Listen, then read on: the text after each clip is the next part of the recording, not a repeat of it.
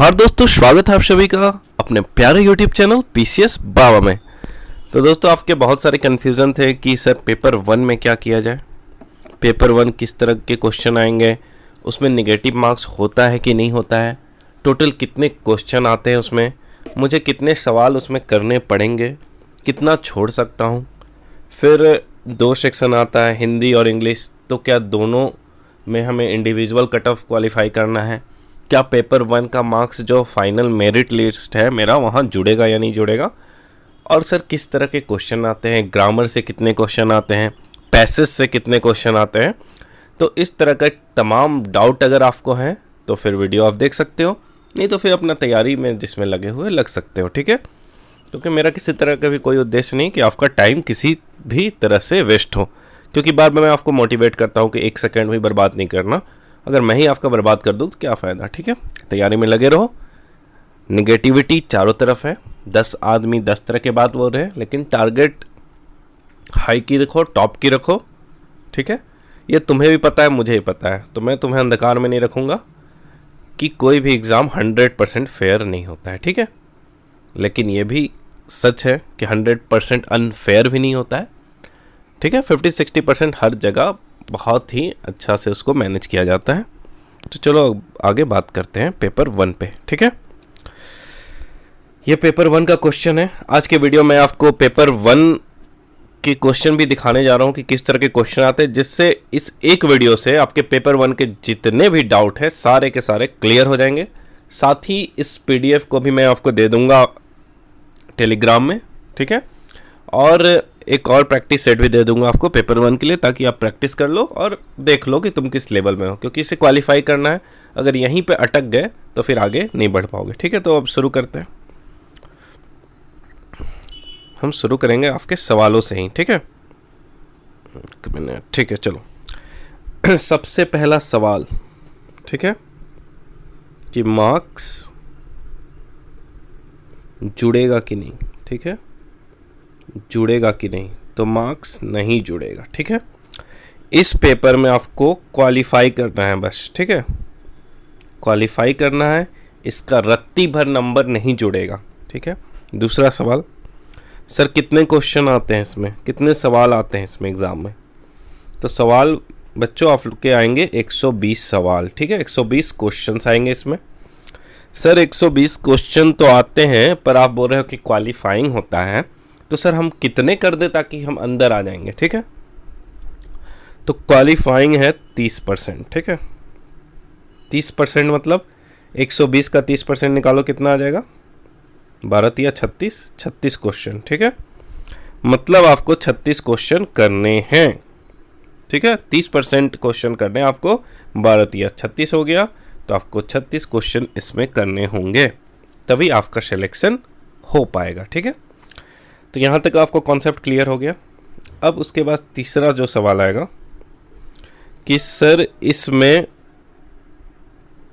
देखो, अगर क्वालिफाई किया तब आगे के पेपर चेक होंगे, और नहीं किया तो नहीं होंगे, ठीक है। इसको गांठ बांध लो, इसीलिए बहुत ही इम्पॉर्टेंट पेपर है। बाकी पेपर में जी जान लगा दी, इसमें क्वालिफाई ही नहीं कर गए तो फिर चले जाओगे, ठीक है। अब दूसरा सवाल ये कि सर इसमें निगेटिव रहेगा क्या, सर क्या इसमें निगेटिव रहेगा। तो निगेटिव भाइयों रहेगा, जरूर रहेगा। और निगेटिव रहेगा तो सर कितना रहेगा। तो आपका एक क्वेश्चन है, अगर आप सही बनाते हो तो आपको मिल जाएंगे कितने मार्क्स, 3 नंबर, ठीक है। और अगर आप गलत बनाते हो तो आपको मिलेंगे कितने, -1 नंबर, ठीक है। 1 नंबर आपके काट दिए जाएंगे। फिर से सुन लो, सही क्वेश्चन करोगे तो 3 नंबर, गलत करोगे तो 1 नंबर निगेटिव, ठीक है। उसके बाद ये क्वेश्चन कैसा रहेगा सर, तो ये भी MCQ रहेगा, मल्टीपल चॉइस क्वेश्चन दिए रहेंगे आपको, और 4 ऑप्शन दिए रहेंगे, आपको एक टिक करना है, ठीक है। उसके बाद सर 120 क्वेश्चन है, तो दोनों बराबर होंगे सर, हाँ बराबर होंगे। 120 क्वेश्चन है ना, तो तुम्हारे 60 जो है इंग्लिश से आएंगे और 60 क्वेश्चन है हिंदी से आएंगे, ठीक है।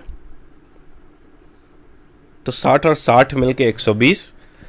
तो अब आपका सवाल होगा कि सर हमें 36 क्वेश्चन दोनों मिला के करने हैं, कैसे करने हैं।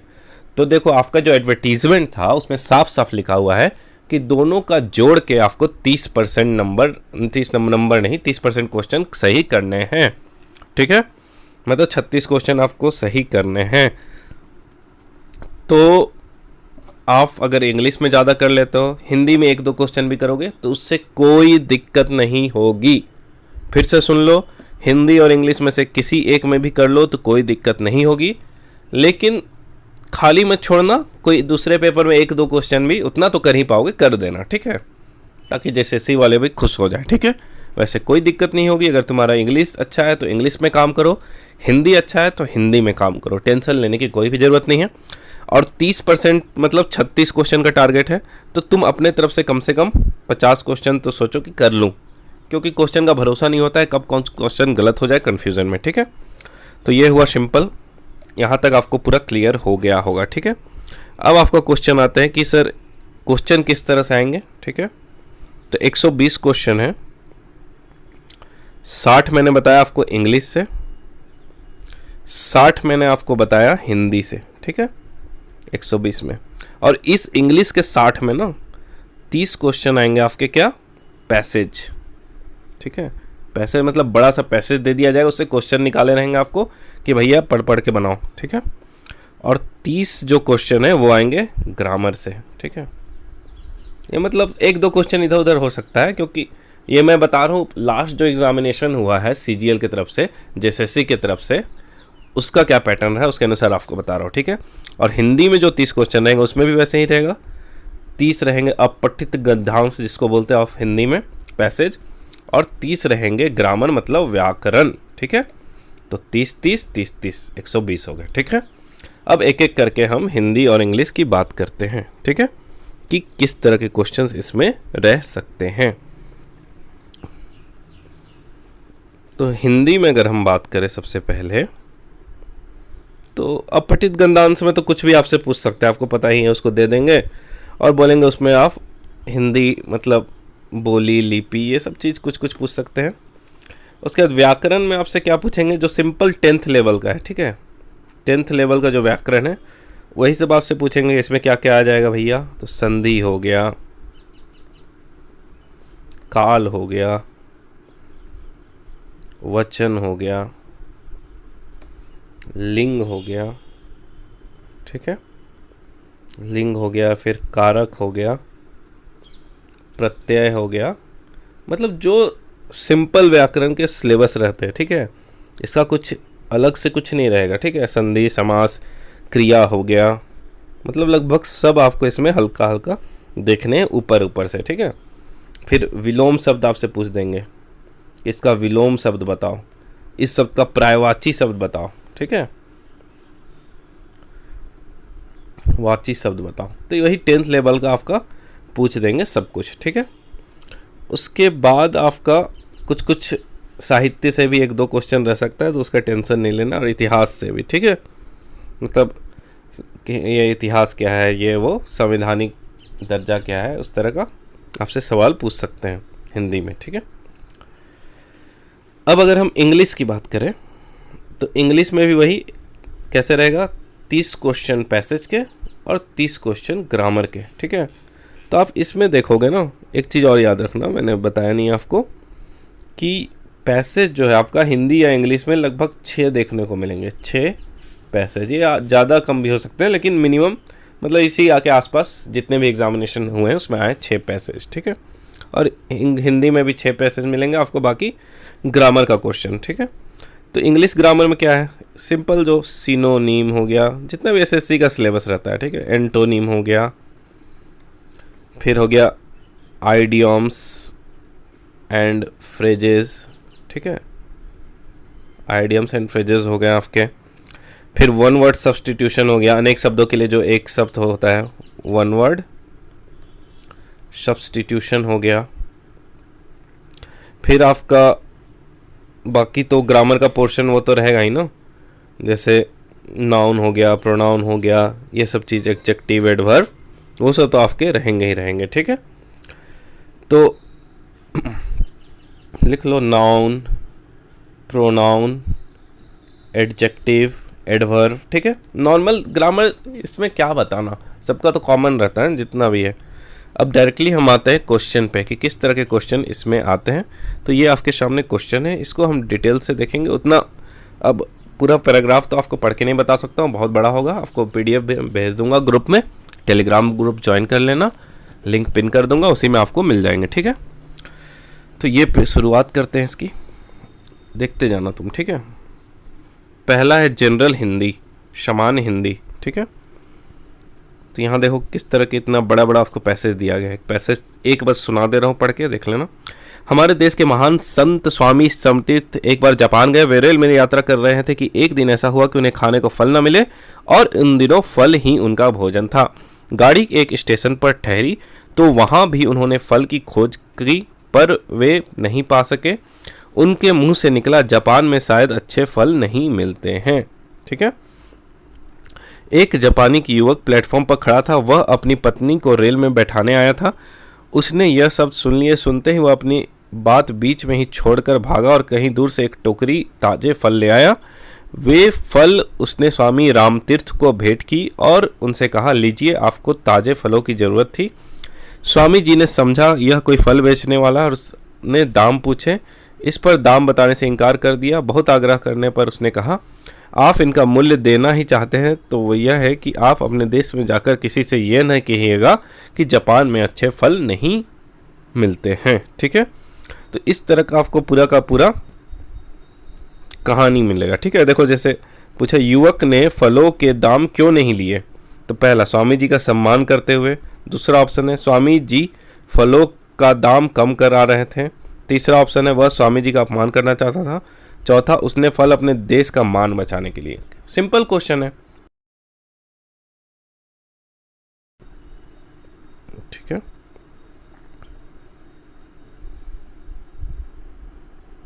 तो देखो, तो स्वामी जी का सम्मान करता, स्वामी जी को जानता ही नहीं तो सम्मान कहाँ से करेगा। स्वामी जी के फलों का दाम कम करा रहे थे, भैया नहीं करा रहे थे, उनको फल किसी हाल में चाहिए थी। स्वामी जी का अपमान करना चाहता था, ऐसा कुछ उसका मकसद नहीं था। उसने फल अपने देश का मान बचाने के लिए किया, क्योंकि स्वामी जी बोल रहे थे कि भैया पूरे जापान में अच्छी फल नहीं है, तो वे बाहर जाके जब भारत लौटते तो बेइज्जती करते ना। इसलिए उस युवक ने सोचा कि मेरे देश की बेइज्जती होगी, उससे अच्छा है कि स्वामी जी को फल दे दिया जाए। और वो उसने मतलब कितनी कर्तव्य निष्ठा दिखाई कि अपने देश का मान बचाने के लिए टोकरी लेके आ गया, अपना शर्म और इज्जत के लिए। यहाँ तो लड़के एकदम टोकरी दे दो, लगेगा कितना बड़ा शर्म की बात होगी उनके लिए, ठीक है। स्वामी जी क्यों मुग्ध हो गए? युवक का अपने देश के प्रति प्यार देखकर, जापान की खुशहाली देखकर, ताज़ा फल देखकर, अपनी भूख मिटाकर, ठीक है। तो मैंने एक क्वेश्चन पढ़ा भी नहीं आगे, ठीक है। इसके बाद क्या होगा, लेकिन इस ऑप्शन देख के मैं बता दूंगा कि भैया जापान की खुशहाली देखा ही नहीं उन्होंने, ताज़ा फल पता नहीं देखा ही नहीं होगा, लेकिन उन्हें एक चीज़ जरूर देखा, युवक का देश के प्रति प्यार। तो सोचो, मतलब इस तरह से तुम्हें सॉल्व करना है। मैं टेक्निक बता रहा हूँ कि ज़रूरी नहीं कि तुम्हें पूरा पैराग्राफ पढ़ना है, शुरू का पढ़ो, बीच का थोड़ा पढ़ो, लास्ट में थोड़ा पढ़ो। स्पीड रीडिंग की आदत डालो, इसीलिए मैं डाल रहा हूँ कि तुम 8-10 ऐसे स्पीड में पढ़ोगे, तुम्हें पता चलेगा कि क्वेश्चन कैसे बनाना है। तुम्हारे सामने मैंने ये पढ़ा ही नहीं, तब भी बता दिया।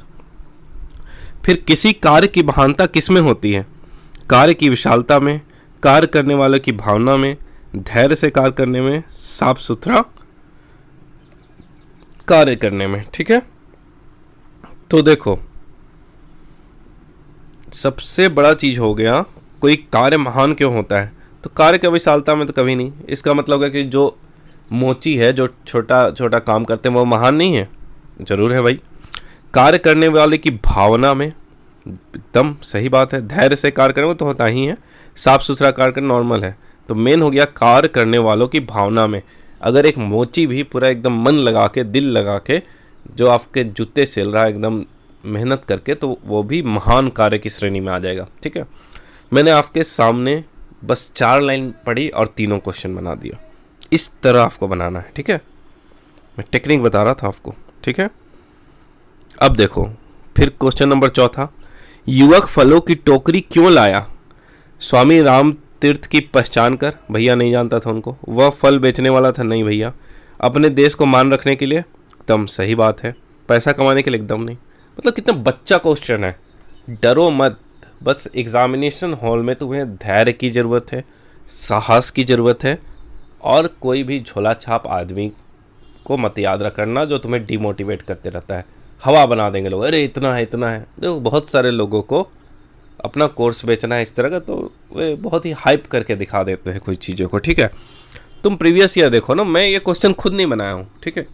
ये क्वेश्चन मैंने नहीं बनाया, ये तुम्हारे जेएसएससी ने ही बनाया, ठीक है। वहीं का क्वेश्चन मैं दे रहा हूँ आपको। क्वेश्चन नंबर 5, कोई भी व्यक्ति अपने देश की सम्मान कैसे दिला सकता है? कोई भी व्यक्ति अपने देश को कैसे सम्मान दिला सकता है? देखो ये भी नहीं पढ़ा, देखते हैं बनता है कि नहीं। पहला, दूसरे को छोटा समझकर, बिल्कुल नहीं भैया। अपने कार्यों से, देखते हैं हो सकता है। तीसरा, अपने देश की भक्ति को सर्वोच्च मानकर दूसरे देशों का भ्रमण कर, ठीक है। तो ए और डी तो ऐसे ही तुम हट गया, ठीक है। तो कोई भी देश अपने देश का सम्मान कैसे दिला सकता है? तुम्हारा ऑप्शन बचा या तो अपने कार्यों से या फिर अपने देश की शक्ति को सर्वोच्च मानकर, ठीक है। तो इसमें देखो डाउट है कि इस पैसेज में क्या लिख सकता है। जहाँ तक मुझे लग रहा कि इसमें होना चाहिए अपने कार्यों से, ठीक है। देखते हैं क्या होता है। इसमें लिखा ही होगा, साफ लिखा होगा कहीं। और उन्होंने सिखाया कि यही महत्व किसी कार्य की विशालता, उनके कार्य करने वाले इस बड़े से बड़ा कार्यहीन है यदि उस पर अच्छी भावना नहीं हो। तो हो गया तुम्हारा, ठीक है। जिससे कोई विद्यार्थी सफेद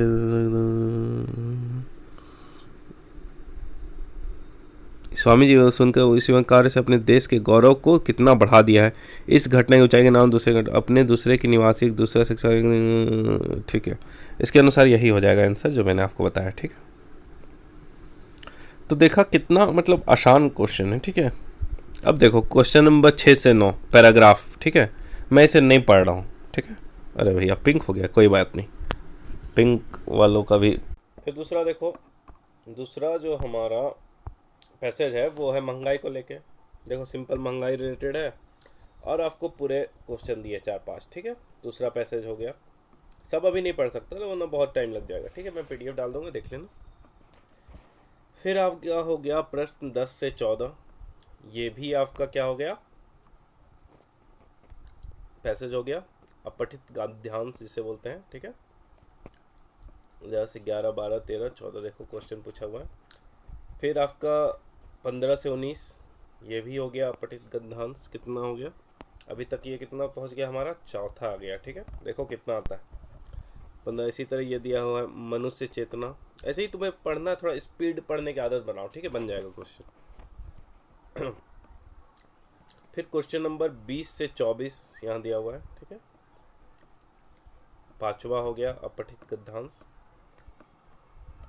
फिर आप देखो 25 से 30 के लिए ये भी आपका हो गया पैसेज। मतलब टोटल अभी तक हमने देखा कि पैसेज हो गया, ठीक है। उसके बाद 31 से देखो क्वेश्चन आने लगे ग्रामर के। तो हमने क्या देखा, क्वेश्चन नंबर 30 तक पैसेज था, अपठित गद्यांश था, और 31 से हमारे क्या शुरू हो गया, अब ग्रामर पोर्शन, ठीक है। और टोटल कितने क्वेश्चन रहते हैं? 60 रहते हैं। तो ऑब्वियसली ये 30 हो गया हमारा पैसेज, अब 30 हो जाएगा हमारा ग्रामर का क्वेश्चन, ठीक है।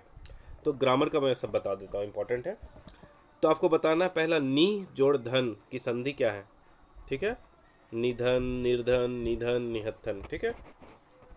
देख लो कैसा क्वेश्चन आता है। क्वेश्चन नंबर 32 में आपको बताना है कौन सा शब्द उजाला का पर्यायवाची शब्द है, ठीक है। तो पहला आपने देख लिया, क्या हुआ, देखते जाओ ग्रामर में कहाँ कहाँ से क्वेश्चन पूछते हैं, यहीं से मैं सिलेबस निकाल रहा हूँ आपका। तो पहला क्वेश्चन कहाँ से हो गया, संधि, ठीक है। पहला क्वेश्चन देख लिया तुमने संधि से। दूसरा हो गया पर्यायवाची शब्द पूछ रहे हैं, ठीक है, पर्यायवाची पूछा जाएगा। फिर तीसरा क्वेश्चन हो गया आपका क्रिया से। निम्नलिखित में से सकर्मक और अकर्मक क्रिया होता है ना, जिसमें कर्म होता है सकर्मक, जिसमें कर्म नहीं होता है अकर्मक। तो आपको बताना है कि क्रिया कौन सा है। उसके बाद 34 में बोल समास। सब देख लो, संधि, पर्यायवाची, क्रिया, समास, 4 चीज़ पता चल गया आपका। क्वेश्चन नंबर 35 में देखो क्या है, जो मेहनत करता है वह फल पाता है, किस तरह का वाक्य है, ठीक है, ये आपको बताना है। फिर बिजली का पुल्लिंग क्या है, पुल्लिंग स्त्रीलिंग से लिंग निर्धारण आपसे पूछ लिया। फिर आपको बताना है कौन सा शब्द है, कौन सा प्रत्यय है, कौन उपसर्ग है, ठीक है। तो प्रत्यय उपसर्ग से क्वेश्चन आ गया ये। फिर आपका है मुहावरे। मैंने बोला था मुहावरे और लोकोक्तियाँ से क्वेश्चन आएगी। तो क्वेश्चन नंबर 38 आपका मुहावरे का क्वेश्चन आ गया। आजकल वह मुझसे छिपता फिरता है, छिपता फिरता मतलब लुका छिपी खेलना, आँख चुराना, आँख बचाना, 9 2 11 होना। ठीक है, तो बताना आपको क्या होगा। फिर प्रख्यात शब्द का पर्यायवाची, पर्यायवाची से देख रहे हो, यहाँ भी एक क्वेश्चन, यहाँ भी एक क्वेश्चन। फिर है क्वेश्चन नंबर 40, संस्कृत शब्द का विशेषण। मैंने बताया था संज्ञा सर्वनाम विशेषण, तो विशेषण से आपका क्वेश्चन पूछ लिया। फिर देखो यहाँ सर्वनाम से पूछ लिया, निजवाचक सर्वनाम का उदाहरण क्या है। ठीक है, फिर साखी शब्द काव्य ग्रंथों के लेखक है। मैंने पूछा था आपसे, जो बहुत ही इंपॉर्टेंट साहित्य ग्रंथ है हिंदी भाषा रिलेटेड, उसके लेखक आपसे पूछ लेंगे, तो कुछ कुछ देख लेना। ठीक है, फिर गायक ने अच्छा गाना गाया का बहुवचन रूप क्या है भैया। तो ये है आपके 4 ऑप्शन। ठीक है, तो एक वचन से बहुवचन। ठीक है, वचन आ गया आपका, आ गया ना। हिंदी का सब दिख रहा ना कि कहाँ से क्या क्या आ रहा है आपके क्वेश्चन, सब आपको अभी दिख रहा होगा एकदम मज़े में। ठीक है उसके बाद देखो उज्ज्वल। ठीक है, क्वेश्चन नंबर 44 है, उज्ज्वल का तद्भव। मैंने बताया था तत्सम तद्भव। ठीक है, तत्सम और तद्भव। ठीक है, ये आ गया। मैं सुकुमारी नाथ बनूं जोगी, कौन सा अलंकार। ठीक है, अलंकार के बहुत प्रकार होते हैं, जैसे अतिशयोक्ति हो गया, प्रतीप अलंकार, तो उत्प्रेक्षा। बताना है आपको इसमें से कौन सा अलंकार है ये। ठीक है, फिर तत्सम शब्द, फिर से तत्सम तद्भव से क्वेश्चन आ गया। होता है ना तत्सम तद्भव, देशज विदेशज, ये सब जो शब्द होते हैं हिंदी के, वो देख लेना आप। उसके बाद राष्ट्रीयता में कौन सा प्रत्यय है, प्रत्यय उपसर्ग से क्वेश्चन आ गया। ठीक है, विच्छेद करना है आपको, संधि विच्छेद। भाववाचक संज्ञा का मूल रूप, संज्ञा से क्वेश्चन आ गया। क्वेश्चन नंबर 50, मैं दूध पीकर सो गया, यह संयुक्त वाक्य क्या है। ठीक है, वाक्य संरचना से ये क्वेश्चन आ गया आपका। फिर बच्चों से दौड़ा नहीं जाता, किस तरह का रूप है, कर्मवाच्य कृतवाच्य। ठीक है, वाक्य से दूसरा क्वेश्चन। फिर कबूतर डाल पर बैठे हैं में रेखांकित शब्द का संज्ञा रूप क्या है। तो ये संज्ञा से आपका क्वेश्चन है, बताना आपको कि ये जातिवाचक संज्ञा है, व्यक्तिवाचक संज्ञा है, भाववाचक संज्ञा है, या फिर समुदायवाचक संज्ञा है। ठीक है, फिर हो गया देह शब्द का लिंग रूप क्या है। ठीक है, देह कैसा है, स्त्रीलिंग है पुल्लिंग है, आपको बताना कौन सा लिंग है। क्वेश्चन नंबर 54, चंद्र जैसा मुख का समस्त पद। ठीक है, होता है ना अनेक शब्दों के लिए एक शब्द, उस तरह का आ जाएगा।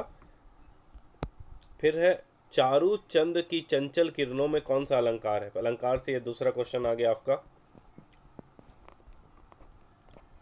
क्वेश्चन नंबर 56, समास आ गया आपका कि कौन, पाप पुण्य किस तरह का समास है। द्विगु है, कर्मधारा है, बहुब्रीहि है, द्वंद्व समास है, कौन सा समास है। ठीक है, क्वेश्चन नंबर 57, कोई आदमी आ रहा है, कोई शब्द में विशेषण कौन सा है, गुणवाचक, परिमाणवाचक, सर्वनामिक विशेषण, या फिर संख्यावाचक विशेषण। क्वेश्चन नंबर 58, हथियाना शब्द में क्रिया भेद क्या है, प्रेरणार्थक, संयोग, सामान्य, नाम धातु। ठीक है, क्वेश्चन नंबर 59 में है कि कौन सा शब्द अ उपसर्ग से नहीं बना, अहिंसा, अधर्म, अनजान, अज्ञान। ठीक है, क्वेश्चन नंबर 60, श्यामा उपन्यास लिखती है, वाक्य का कर्मवाचक क्या है। ठीक है, आपको बताना है इसका कर्मवाचक में क्या इसको बना सकते हैं। ठीक है, तो देखा आपने, आपके उपन्यास या साहित्य से बहुत कम क्वेश्चन आए ग्रामर में, मतलब बस एक दो क्वेश्चन वैसे आए थे, बाकी आपका ग्रामर पोर्शन अच्छा खासा आया था। और क्वेश्चन ठीक था, बहुत टफ तो नहीं कह सकते हैं इसको, अगर आपने पढ़ा होगा तो बना सकते थे, क्योंकि मैंने जो पढ़ा था 10th 12th में सब याद आ रहे थे, उसी टाइप के क्वेश्चन थे। ठीक है, तो अब देखो, अब फिर से इसका सिलेबस बता दे रहा हूँ। सबसे पहले आ गया अपठित। ठीक है, अपठित गद्यांश। ठीक है, गद्यांश आ गया अभी तक जो हमने सिलेबस देखा। ठीक है, फिर क्रिया आपसे पूछ रहे थे कौन सा क्रिया है, सकर्मक अकर्मक। ठीक है, फिर आपसे उन्होंने पूछा तत्सम तद्भव। ठीक है, ये सब चीज टॉपिक एकदम देख लो, लिख लेना अच्छा से। फिर क्रिया आपसे पूछ लिया, फिर संधि और समास पूछा। ठीक है, संधि और समास आपसे पूछ लिया, संधि समास पूछा था उन्होंने। फिर आपका शब्द रचना से पूछा। ठीक है, शब्द रचना से क्वेश्चन पूछा उसने, शब्द रचना से पूछ लिया था। उसके बाद संज्ञा सर्वनाम से, हाँ संज्ञा सर्वनाम। ठीक है, संज्ञा सर्वनाम से पूछा। उसके बाद मुहावरे, मुहावरे पूछा था ना, मुहावरे, ठीक है, मुहावरे और लोकितिया लिख लेना। उसके बाद क्या पूछा था उन्होंने, विलोम शब्द कौन सा है, उस तरह का पूछा, ठीक है। और पर्यायवाची शब्द पूछा, ठीक है, पर्यायवाची मतलब उसके जैसा शब्द कौन सा है, ठीक है। विलोम शब्द, पर्यायवाची शब्द पूछा आपसे। मुहावरे मैंने बता दिया। उसके बाद हिंदी भाषा का इतिहास मतलब साहित्य टाइप का कुछ, कि ये किताब किसने लिखा है, इस तरह का क्वेश्चन एक था। और आप देखोगे अभी तक का जो विश्लेषण है मेरा, उसके अनुसार तो आपने संधि हो गया, समासकार, वर्ण हो गया, वाक्य हो गया, लिंग, हाँ लिंग पूछा था, लिंग मैंने लिखा नहीं लिखा है, लिंग आपसे पूछा, लिंग हो गया, वचन हुआ, एक वचन, द्विवचन, बहुवचन पूछा था, वचन हो गया, ठीक है। लिंग हो गया, वचन हो गया, संज्ञा, सर्वनाम, विशेषण, विशेषण भी लिखना है, शुद्धि, श्रुति, तत्सम, तद्भव।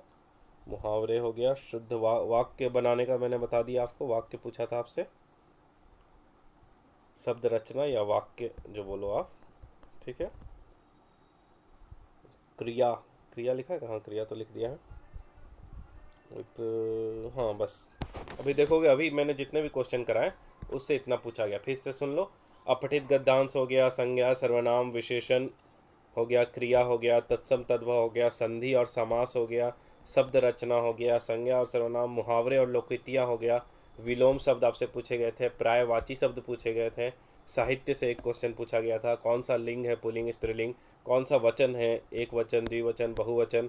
फिर ये सब हो गया आपके इंपॉर्टेंट जो क्वेश्चन आपसे पूछे गए थे, और इस पैटर्न में ही पूरा आपका ग्रामर पूछा जाएगा, ठीक है, इसका लिख लेना।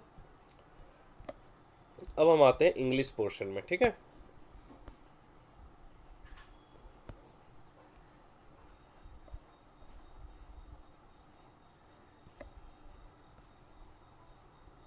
एक क्वेश्चन है, अ वेल, इसको बड़ा कर लेता हूँ, a well manage library beside supplying valuable book note to be found elsewhere is very conducive to educational progress in other ways. At his own home, a student may be liable to continual interruptions and distractions which break the thread of his ideas and make it difficult for him to concentrate his attention on books. In library, he finds himself in a large apartment where silence reigns and from which the noises and worries of the outer world are carefully excluded. The very air of the place and the spectacle of so many students silently absorbed in their book inspire studious thought and spirit of calm reflection. The large circular reading room of the British Museum, which contains seats for 300 readers, is a model on large scale of what such institutions ought to be. The common book of reference are arranged on the lower shelf around the room and can be taken down by anyone without asking permission from the librarian. For more special book application is made on the written form by the reader who quietly waits his seat until the librarian brings them to him. तो भैया जो English medium में तो पढ़ लेंगे, हिंदी वालों को दिक्कत हो जाएगी, ठीक है, कोई दिक्कत नहीं, आपके लिए हिंदी है ना। What does the phrase where silence reigns means, ठीक है। ये तो अगर सिंपल आपको न्यूज़पेपर पढ़ते हो गए तो हिंदी मतलब इंग्लिश रीडिंग करते हो तो समझ में आ गया होगा। वेयर साइलेंस रीज मतलब जहाँ पे साइलेंस पाया जाता है, ठीक है। तो पहला option where there is no silence, भैया नहीं होगा। दूसरा ऑप्शन है देयर इज ओनली साइलेंस, सही है। देयर इज सम नॉइस, ना। There is a ruler of silence, भाई तो क्वेश्चन आंसर बी हो जाएगा इसका सही आंसर, ठीक है। Special books are available without permission after applying on return form on the lower shelf of the room for everyone freely, ठीक है। तो यहाँ देखो लिखा हुआ for more special book application is made on return form by the reader, ठीक है। तो बहुत ही सिंपल आपसे लिखा गया है, ठीक है। सिंपल आप इसको पढ़ के बना सकते हो। तो इस तरह का एक पैसेज आ गया। दूसरा पैसेज हो गया मनी और करेंसी रिलेटेड। तीसरा पैसेज हो गया आपका computer related, computer animation related, ठीक है।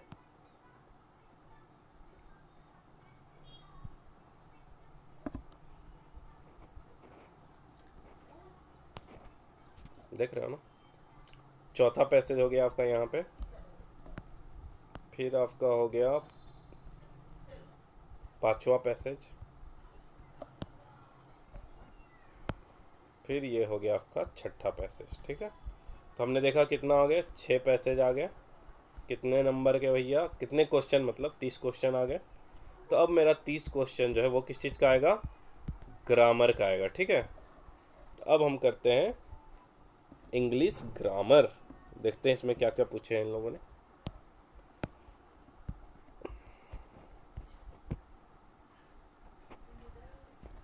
देखो पहले आपको फिल इन द ब्लैंक्स करना है। The spy was sentence to death as he was dash enemy of the country, ठीक है। तो AEIOU करके लगा देना, ठीक है, वोवेल्स कॉन्स्टेंट वाला कॉन्सेप्ट, ठीक है। उसके बाद सेलेक्ट द राइट सिनोनिम, आपको सिनोनिम सेलेक्ट करना है, दूसरा क्वेश्चन, ठीक है। वैसे ही भी तीसरा फिल इन द ब्लैंक्स। चौथा भी आपको बोलना है इट हैज़ बीन रेनिंग कब से, since yesterday, from yesterday, after yesterday, by yesterday. Since yesterday हो जाएगा, सिंपल है। सेलेक्ट द राइट सिनोनिम का क्वेश्चन हो गया 95। क्वेश्चन नंबर 96 हो गया आपका, the prices of petrol and diesel dramatically every day, हर दिन क्या हो रहा है, बढ़ रहे हैं, ठीक है। वाज राइजिंग कहाँ से होगा भैया, टेंस हो गया, नहीं टेंस का क्वेश्चन आ गया एक सिंपल सा। फिर फिल इन द ब्लैंक्स, आपको प्रीपोजिशन का क्वेश्चन आ गया, ठीक है। उसके बाद देखो if you sell leave so sit back enjoy programme, ठीक है। तो ये सब आपका ग्रामर क्वेश्चन थे। 99 में देखो his whole family including his grandchildren set down him, beside, beside, among, through, ठीक है। 4 ऑप्शन है आपके पास। फिर आपका क्वेश्चन नंबर 100 प्रीपोजिशन का, she silently stood dash the curtain and listen to all that was being said about, below, under, behind, ठीक है। Question number 101, fill in the blanks with correct verb, verb का question आ गया, brought होगा या has brought, had brought, will buy, ठीक है। Grammar देख सकते हो। फिर क्वेश्चन नंबर 102, आपको आर्टिकल का क्वेश्चन आ गया, ए एंड द, नो, ठीक है, पढ़ना है आपको। फिर क्वेश्चन नंबर 103 आ गया एंटोनीम, ठीक है। ये जो वर्ड है इसका एंटोनीम क्या है, स्पाइसी, सिकली, स्टेल, ब्लैंड, ठीक है। क्वेश्चन नंबर 104 आ गया आपका प्रीपोजिशन का क्वेश्चन, कि इसमें कौन सा प्रीपोजिशन सही सेट होगा, जैसे एट हो गया, ओवर हो गया, फोर हो गया, अराउंड हो गया, ठीक है। क्वेश्चन नंबर 105 हो गया एडजेक्टिव का क्वेश्चन, कि इनमें से या इस जगह में कौन सा एग्जेक्टिव सही बैठेगा, बेस्ट हो गया, गुड हो गया, बेटर हो गया, फाइन हो गया, ठीक है। क्वेश्चन नंबर 106 है select the right synonym for underline, आपको सिनोनिम खोजना है। तो वेस्टेड होगा या इंक्रीज्ड होगा या एक्सपेंडेड होगा या डबल्ड होगा, आपको बताना है क्या होगा। Question number 107, fill in the blanks with correct article, article का क्वेश्चन है, a an, an, an, the, no article, ठीक है। Question number 108, choose the correct meaning for the underline, आपको ये जो फ्रेज है उसका करेक्ट मीनिंग बताना है, ठीक है। Halfway, under all condition, only for something, for some time. उसके बाद क्वेश्चन नंबर 109 है सिनोनिम का क्वेश्चन, आपको सिनोनिम बताना है कि इसका सिनोनिम क्या होगा, ऑथेंटिक होगा या जेन्युइन होगा या रियल होगा या इनऑथेंटिक होगा, ठीक है। क्वेश्चन नंबर 110 है आपको एडजेक्टिव बताना है, स्वीटली, सावर, बिटर, स्वीट, ठीक है। क्वेश्चन नंबर 111 मतलब 111 में प्रीपोजिशन बताना है आपको कौन सा होगा, ओवर, इन, अंडर, बिटवीन, ठीक है। क्वेश्चन नंबर 112 में आपको अंडरलाइन आइटम्स या फ्रेजेस, जिसको मुहावरे लोकगीतियाँ हिंदी में बोलते हैं, उसका आपको मीनिंग बताना है, ठीक है। क्वेश्चन नंबर 113 में 4 वर्ड दिए हुए हैं ABCD, उनका कौन सा एडजेक्टिव सही बैठेगा वो बताना है। क्वेश्चन नंबर 114 में आपको बताने हैं कि बीच में कौन सा वर्ब बैठेगा सही, ठीक है। Has waited, had waited, have been waiting, was waiting, ठीक है। क्वेश्चन नंबर 115 फिर आइटम और फ्रेजेस का क्वेश्चन आ गया। क्वेश्चन नंबर 116 116 आ गया आपका एडजेक्टिव कौन सा सही बैठेगा वो बताना है आपको, ठीक है। फैसिनेट, फैसिनेटिंग, फैसिनेटेड, फैसिनेशन, ठीक है। उसके बाद क्वेश्चन नंबर 117 आप देखोगे तो उसमें एंटोनीम बताना है, कौन सा एंटोनीम सही होगा, प्रेज, मोक, जोक, रिडिकुल, ठीक है। क्वेश्चन नंबर 118 में आपको देखने हैं कि कौन सा वॉइस, ठीक है। क्वेश्चन नंबर 18 में आपको एंटोनीम बताना है, ठीक है। जो ये वर्ड है स्टर्न का एंटोनीम क्या होगा, एंटोनीम मतलब उल्टा, ग्रीम, रिजिड, लेनिस या हार्स। क्वेश्चन नंबर 119 में आपको बताना है कि सिनोनिम क्या होगा, इनरिच्ड का, डिप्राइव्ड होगा, रिड्यूस्ड होगा, रॉब्ड होगा, इंडाउड होगा, ठीक है। डिप्राइव्ड मतलब तो हो गया कि वो चीज़ तो वो नहीं मिलेगा, ठीक है। तो ऑप्शन यही होना चाहिए D, in doubt. Question number 120 है, द बॉय गेव सम वैग आंसर, ठीक है, which the examiner could not understand. ये तो वर्ड से ही तुम निकाल सकते हो कि एग्जामिनर उसको समझ ही नहीं पाया। तो बता दो किस तरह का आंसर दिया होगा। ऑप्शन है हेजी, डेफिनेट, डाउट या फिर अनसर्टेन। तो ये आपका इंग्लिश का पूरा खेला ख़त्म हुआ। मतलब इस तरह के क्वेश्चन आपके इंग्लिश ग्रामर में आते हैं। तो आपने देखा इसमें किस तरह के क्वेश्चन आए। तो टाइम से आया आपका, ठीक है, टाइम या फिर टेंस बोल लो। एडजेक्टिव से आया आपका, ठीक है। डिग्री ऑफ कंपैरिजन, इसी में डिग्री ऑफ कंपैरिजन पूछा गया एडजेक्टिव में। फिर आपसे पूछा गया नाउन, पूछा गया नाउन और प्रोनाउन के बारे में, ठीक है। फिर आइडियम्स एंड फ्रेजेस पूछे गए आपसे, आइडियम्स एंड फ्रेजेस। फिर आपसे पूछा गया कि प्रीपोजिशन कौन सा सही बैठेगा, ये भी आपसे पूछा गया, तो प्रीपोजिशन याद रखना। उसके बाद आपसे पूछा गया वर्ब के बारे में, दो तीन क्वेश्चन थे कि फाइनाइट और इनफाइनाइट वर्ब कौन से थे, ठीक है। तो वर्ब के बारे में पूछा गया आपसे। फिर सब्जेक्ट वर्ब एग्रीमेंट तो हो गया आपसे। क्वेश्चन कंजुगेशन, एंटोनिम सिनोनिम पूछा गया आपसे, एंटोनिम और सिनोनिम पूछा गया आपसे, ठीक है। फिर आपसे कुछ केस रिलेटेड क्वेश्चन पूछ दिया गया। स्पॉटिंग द एरर आपसे पूछा जाएगा, मतलब एरर ढूंढो इसमें, स्पॉटिंग द एरर।